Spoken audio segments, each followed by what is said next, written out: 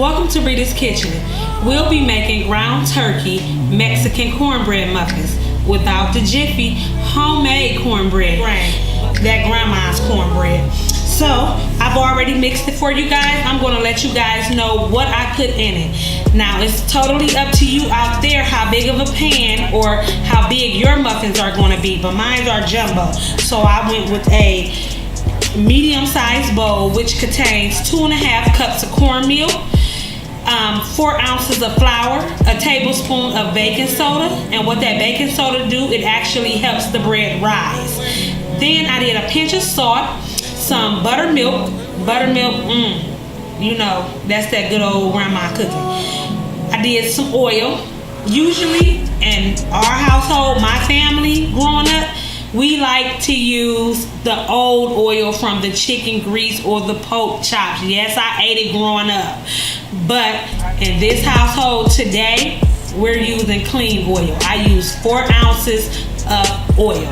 Oils like the vegetable or the old oil we talked about earlier. But a little pan, non-stick pan is good too. So we're gonna go ahead and start building these. These are like small little muffin lasagnas. So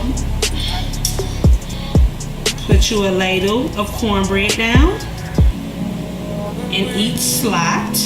Okay, so now we're gonna go ahead and you need about 2 to 3 ounces of meat over the top of that layer of cornbread.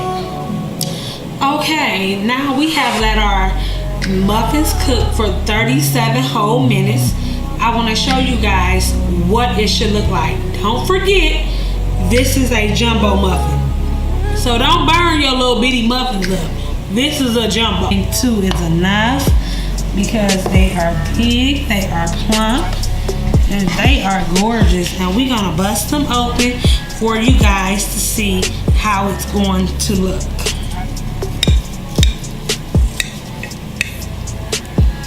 Oh, yeah. That's a jumbo muffin.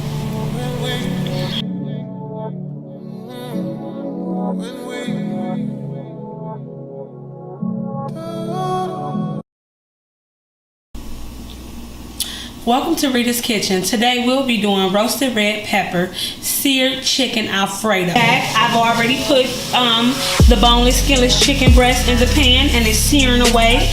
I already melted the 2 tablespoons of butter down. So now what we're going to do is we're going to add a couple tablespoons of that minced garlic. And now that's all ready to go. We're going to start adding our veg in so they can start sauteing. I don't waste anything. I want all mine to the last drop. And then it's about to get serious up in here. So my chicken is done. It's seared to my liking. Then all we're going to do is julienne cut it across my pasta dish once it's done. I have my pasta going, which is the fettuccine.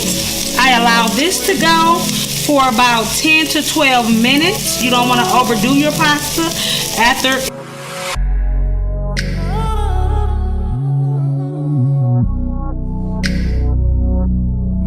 So what you don't want to do is allow the oils from the pasta to break the Alfredo sauce because it can fall like bad makeup. So you don't want that to happen.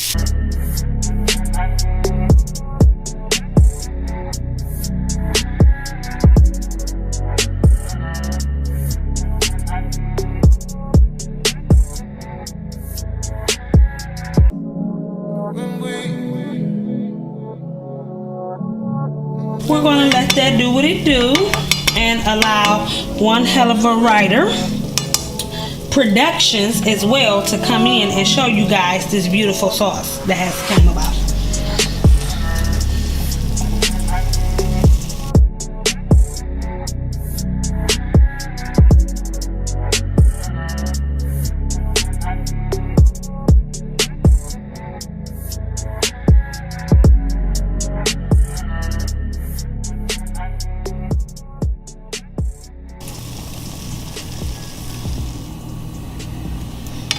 Roasted red pepper seared chicken Alfredo.